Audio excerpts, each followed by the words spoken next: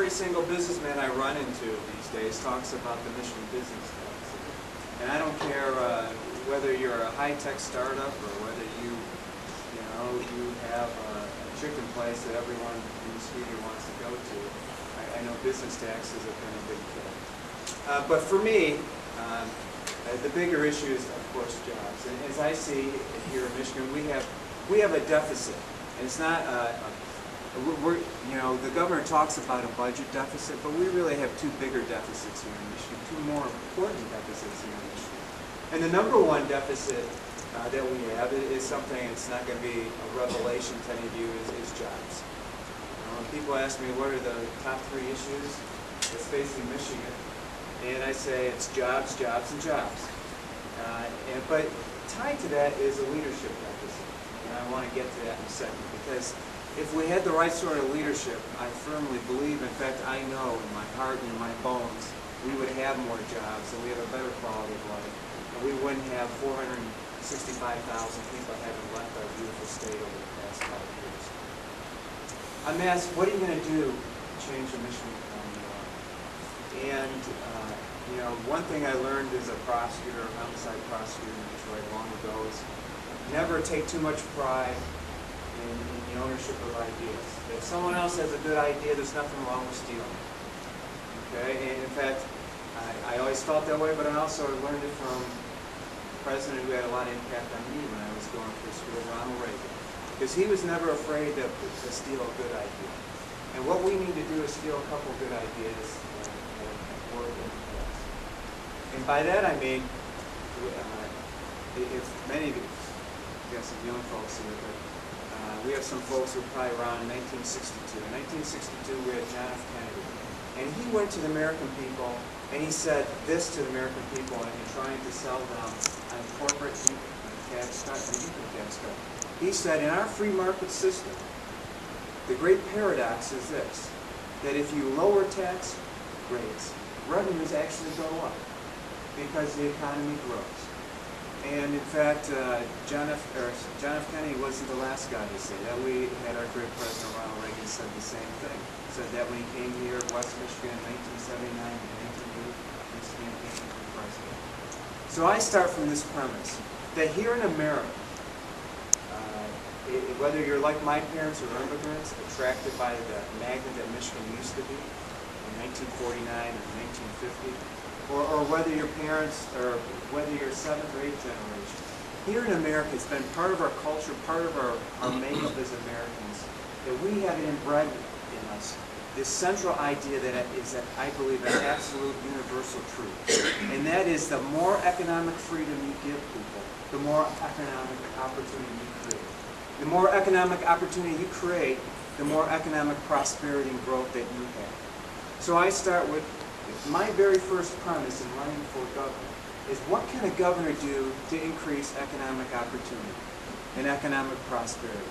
Well, I start with this. You have to increase economic growth. Get government off the back of individuals and businessmen so that they can use their God-given creativity, their God-given work ethic, and better idea to move further ahead.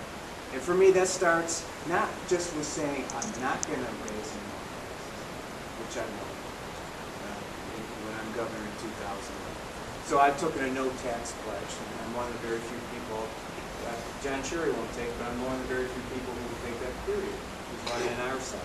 But that's not good enough, because it's not good enough that you have the next governor says, I'm not going to raise your taxes, but we still have the highest unemployment rate in the country. It's not good enough that you have a governor who says, I'm not going to raise your taxes, but we still have the 3rd highest business tax in the country. Because businesses aren't going to come here if we don't change it.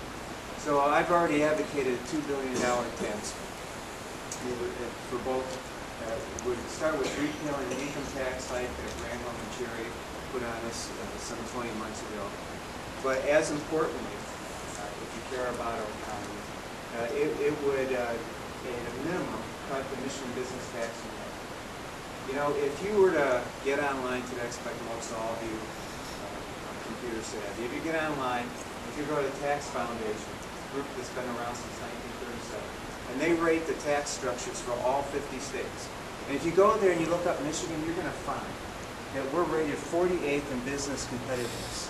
You know what it means to be 48th in business competitiveness? I bet even a former state rep can answer that one. It means that you're third worst, you know, because it goes 48, 49, 50. You're third worst in competitiveness in the country. You go look to Forbes.com. You do a little bit better there. We're 47. So instead of being the third worst there, we're the fourth worst. You can go to a group called ALEC that works a lot with state legislators. They tell you the same thing. We're 48. We're the third worst in the country. So once we get past, big furniture settling, here in West Michigan, and the auto suppliers settling here in West Michigan, and the big three settling across the state, and I think that we're going to have at least two of those companies. Hopefully, all three are going to be viable, good companies in the future, but they're going to employ a lot less people. What are we going to do to fill the gaps? What are we going to do to keep our children? What are we going to do about the fact that in 2006 at Michigan State University, 51% of the graduating class left the state. At Michigan State, 51% of the class left the state to find a job. In 2007, it went up to 54%. And I'm afraid to look at what it is for this year. In 2009, what the number is, I expect it's north of 60%. And that's our best and brightest. We put $2 billion, if you talk to Senator Jerry, we put $2 billion in higher ed and community colleges every year. And here we are, we're pushing it from a state university, we're pushing over half of them out of the state. So we have to do something dramatic. And my $2 billion tax cut does that. Because we'll move from 48 all the way down to 7.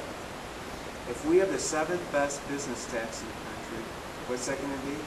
That's going to be a jobs creator. Because when you put that together with our great natural resources, we're the only state that touched 4 Great Lakes.